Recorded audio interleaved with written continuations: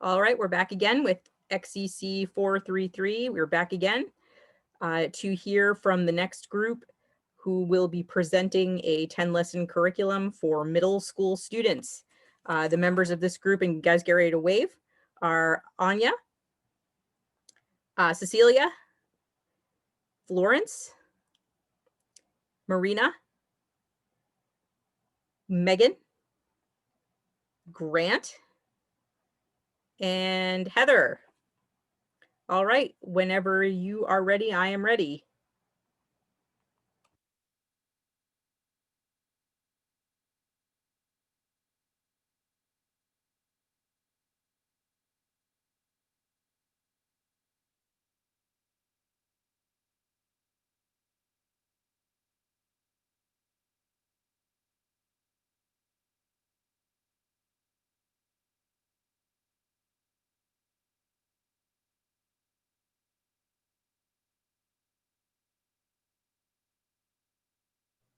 Sorry about that. Can everybody see my slides? Yep, looks good. All right, perfect. Then we can get started. We designed a civics curriculum for middle schoolers, so grades 6 through 8. Let's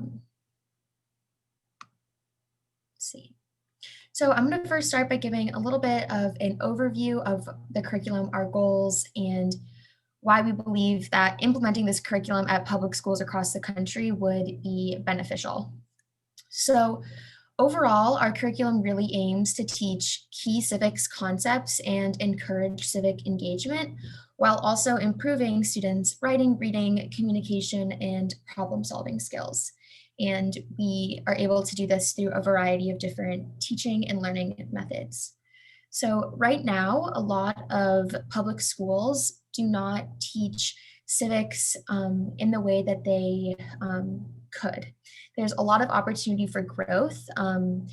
Some schools may feel that teaching civics doesn't necessarily fit in with their standards or like the objectives that they need to meet when it comes to standardized testing and other key objectives with literacy, reading, writing, and math. But it is actually possible to teach civics in a really engaging way while also still making sure to hit those key standards. And we really kept that in mind when we designed our curriculum and all of the activities and simulations that come with it. So our curriculum kind of has a few different ways to teach civics and encourage civic engagement.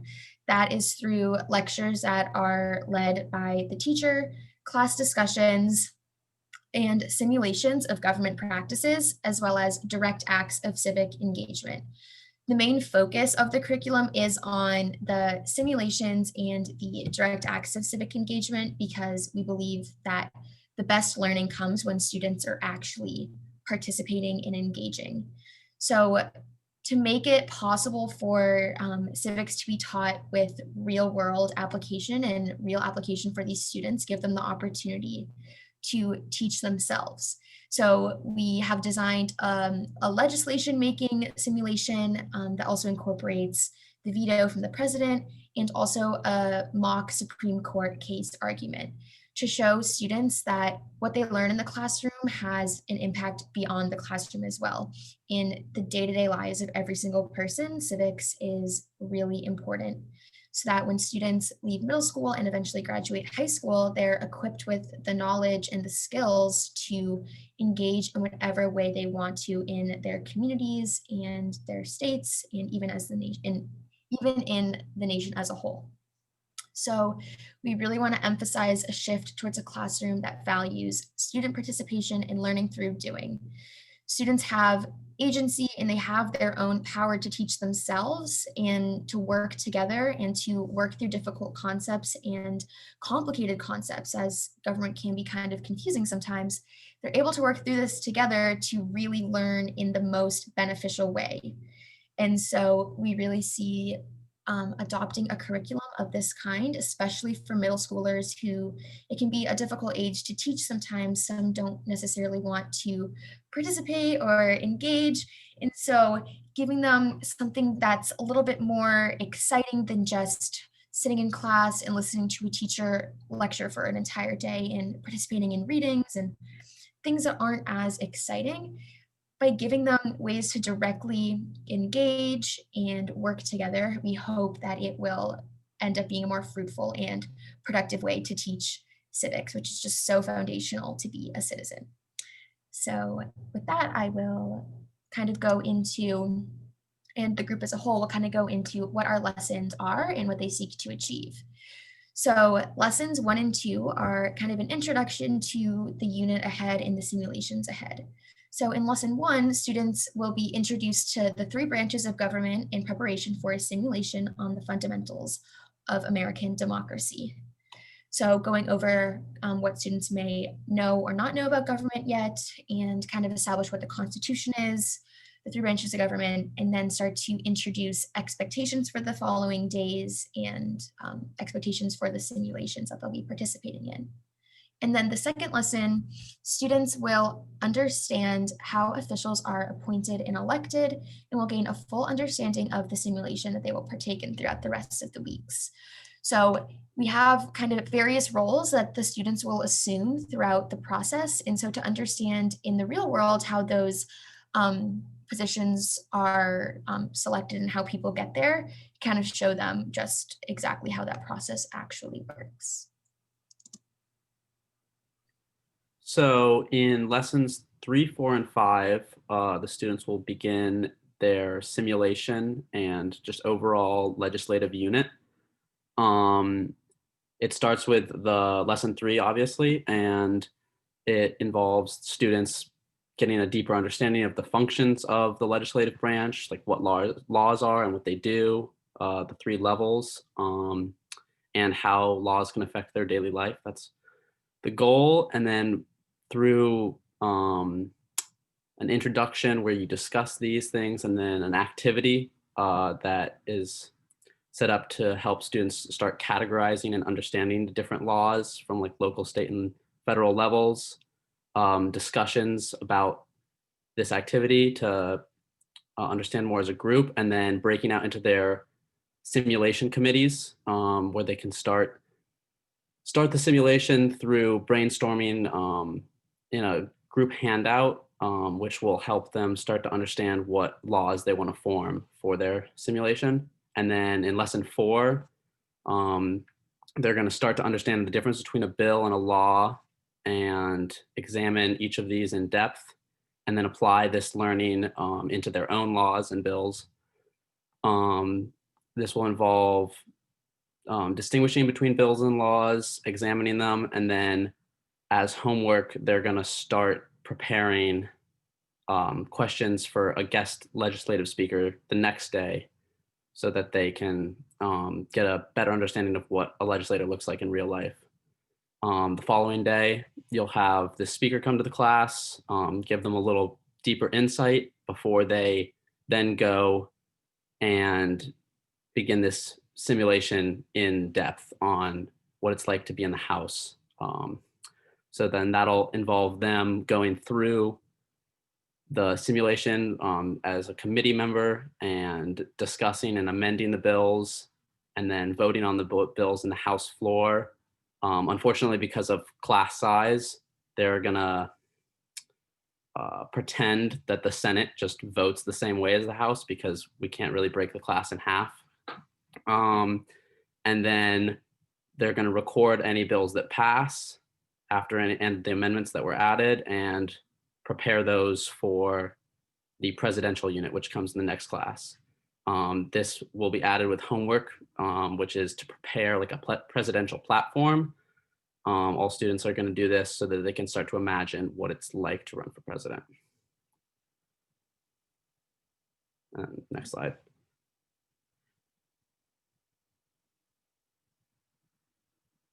So then on this slide, here's an example of one of our handouts. This is this one displays a in-depth explanation of how like a federal bill can become a law, and it just walks you through all the steps to keep the students engaged and interested in the topics.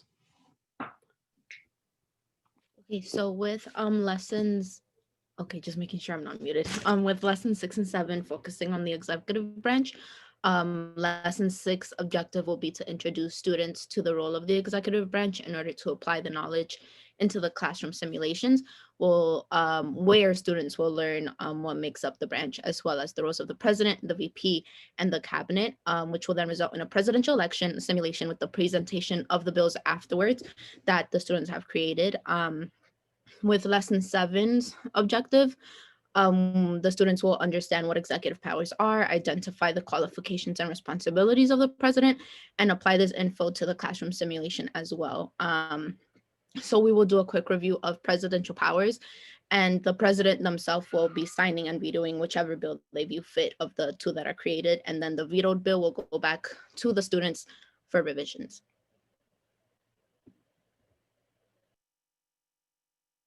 So lessons 8 and 9 focus on the judicial branch. Lesson 8, the objective is students will be able to explain the structure of the judicial branch within the United States, how the Supreme Court operates, and key Supreme Court cases within US history.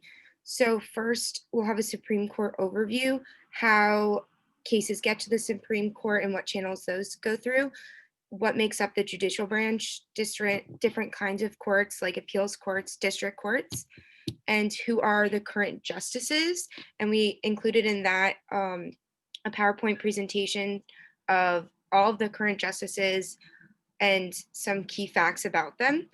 And then the students will be split into 5 different groups for a Supreme Court case activity, in which they'll be given a small reading about one Supreme Court case that we chose and thought was important in US history. And then they'll have a few minutes within their groups to read those, discuss, and then present to the class on what they learned about that case. Lesson 9, the objective is that students will be able to explain and demonstrate how cases are argued in front of the Supreme Court to learn more about the judicial branch. In the previous day, they'll be given a mock trial in which they'll take home, and they'll be given a role. They're going to be divided into 3 different groups: plaintiffs, defendants, and judges. And then in lesson 9, on that day, they'll be given time to, after they've read through the mock trial, to have debrief and construct arguments, defense, and a prejudgment versus for the judges. And then they'll have time in class to present those to the class, and judges will make their decisions based off what the plaintiffs and defendants argued and defended. And this will give the students a way to see how Supreme Court cases and other courts work.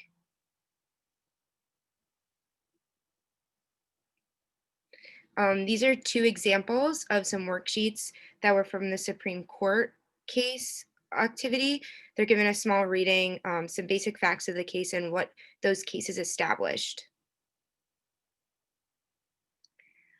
Lesson 10 is kind of the wrap up and conclusion lesson. Our objective is that students will reflect on their experiences throughout the simulation and will be able to explain ways they can be involved in our democracy.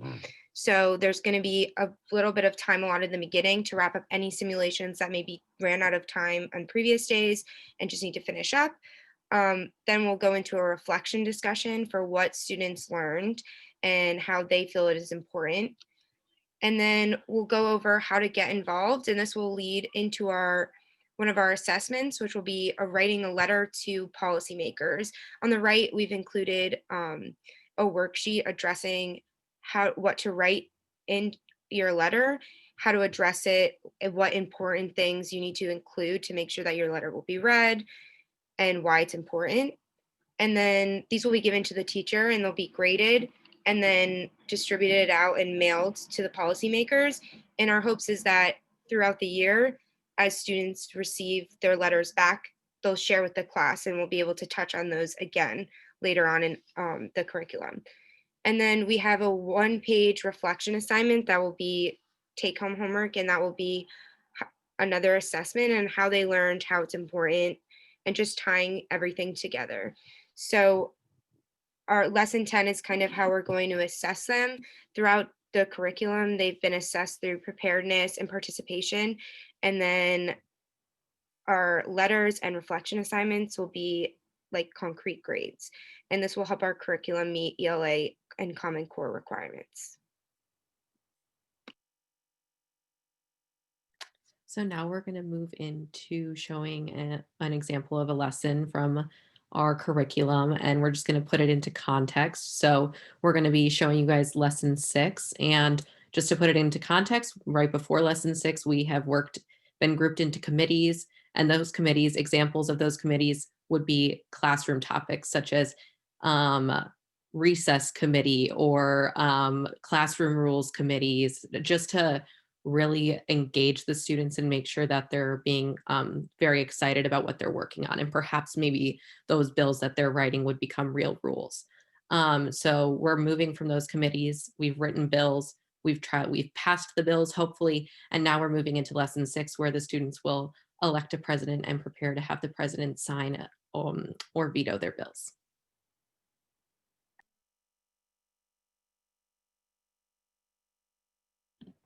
Okay, so yeah, just as like reiteration and introduction, now that we've made it past the point of bill creation, the entire purpose of lesson 6 simulation is to elect a president that will then be able to sign and veto bills based on the criteria that the bill is helpful and beneficial to the class, how well it ascribes to the president's platform, but also is something that the majority of the class will be able to agree with. So after the election, the bill will be presented to them, meaning the president, and after they deliberate on the side of which bill to sign and which to veto, they will then provide their reasoning, and the vetoed bill will go back to committees to be revised.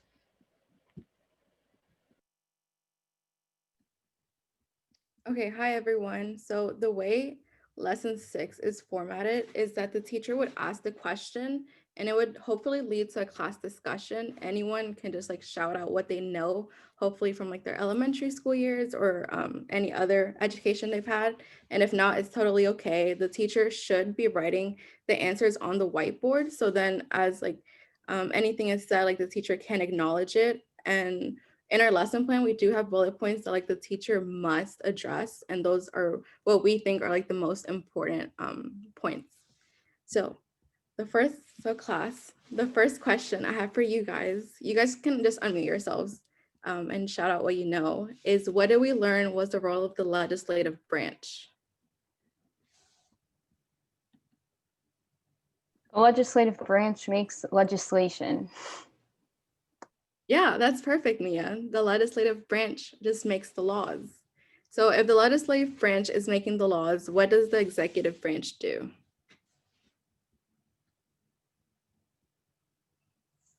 Feel free to unmute yourself. Would they execute the laws? Yeah, Evan, thank you. Beautiful. Next slide. Yeah, so we have shortened the lesson because of the time frame. So we only have 4 questions, but the third question is, who makes up the executive branch?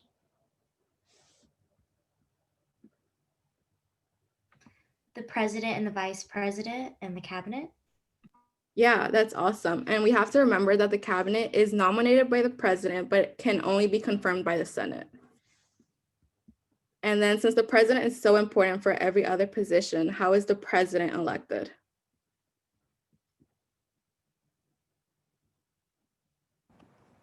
By the, what was that thing called we learned in 5th grade? Wait, is it the Electoral College? Yeah, that's perfect, Sam. So every 4 years, the Electoral College actually votes for the president. It's a group selected by the state called the electors, and then the number of electors is determined by the number of senators and the representatives for each state has. And a candidate needs 270 electoral votes to win. Does anyone know why this is controversial? Why is the Electoral College controversial in the US right now? Is it because of like my parents were talking about it and like a president can get like a lot more votes but still lose with the electors, and that's like totally not fair. Yeah, that's really good, Sarah. So the Electoral College isn't really direct representation, which leads to a difference in the popular vote and then the electoral vote. So that's really being debated right now in the US. And next slide. Yeah, so I hope you guys did your homework. the students would receive a worksheet on the presidential platform they would want to run on. So we have some questions such as, what is your slogan? The text is a little bit too small for me to read right now, but just like the students would write their values, what activities they have like outside of school. Nothing's too stressful, just fun. And we are gonna do a little president. Oh, I'm so sorry, Heather, that was your slide. That's okay, you're good. I can add to that because I have it up. We're gonna ask, we asked Joe and Evan to be our presidential candidates, but they would ideally have thought about these questions. And then during this lesson, the teacher would explain the idea of a platform is not just the person, but it involves, their personal history, trying to get them to think creatively about a slogan and their values and such.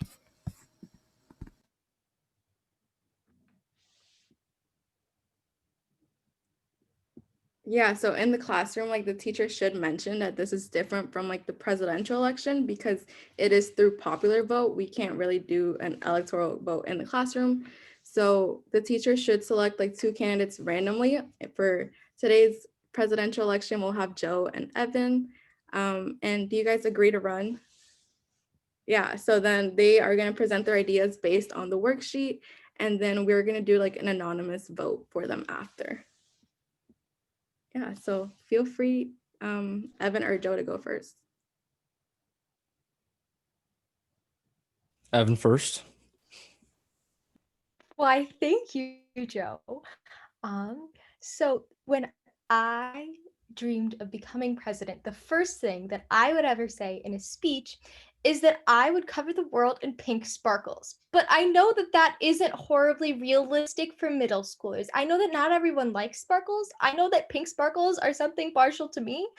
And as your president, instead of it being pink sparkles, I want to compromise and make this classroom and this school and this entire middle school a place where everyone is feeling comfortable, where everyone feels confident, and also where we have our own say in what we do. I know that sometimes math is not my favorite subject. Sometimes art class is my favorite subject, for sure. But maybe Cecilia really loves math class and doesn't really love art class, and I will understand that as your president. As a result, I want to make our class, if this is 7th grade, or our middle school, a place where we all will have a voice in being able to really dive deep into things that we are passionate about, whether that is through combining math and art in some ways, whether that is through giving a longer recess period to everyone, if that's what speaks to you, whether that is maybe starting the school day a little bit later, just so we could all feel nicely rested before we get here, so we're not like waking up super early and we can't focus. Or if you guys want ice cream for breakfast, lunch, and dinner, I can also make that happen. I just want to make this learning environment a place that makes everyone comfortable, confident, and that also by doing those things will foster a friendly, welcoming, no judgment zone so we could all have a wonderful education. And at the end of the day, I just want you guys to really ask yourselves, what can Brown do for you? What can she? I can do whatever you want me to do. So please pick me as your president. I will proudly serve you, the people, whether that's pink sparkles or math class. I can be your president.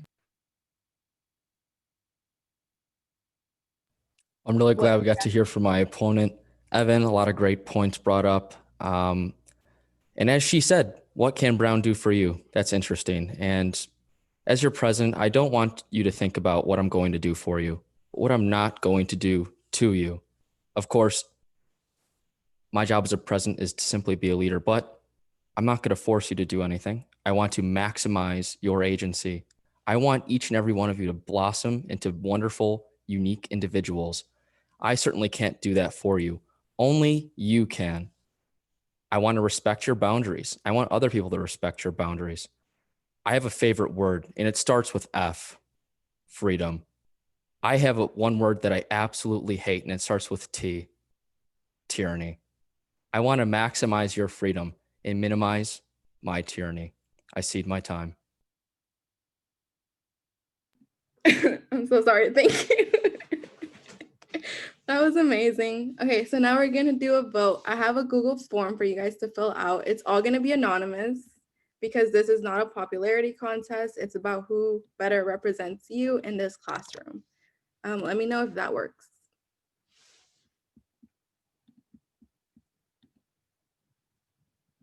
Oh.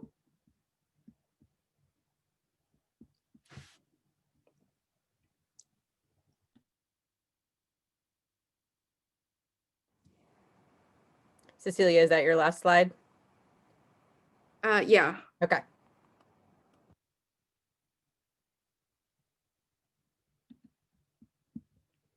Okay, I'm still missing like 9 responses. If I can't do it because I can't move away from the screen. So you're going to be -1. At the minute. okay. Yeah.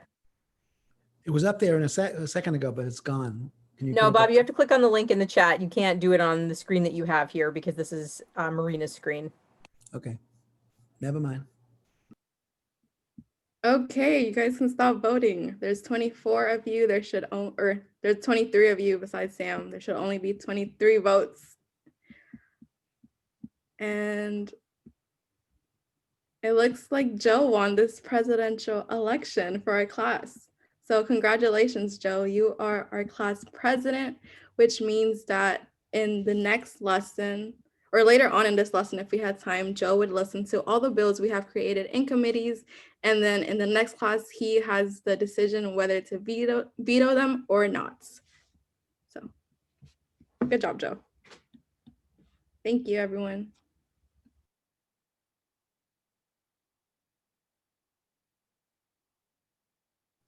Yeah, so that kind of concludes our lesson. So you can take any questions if needed.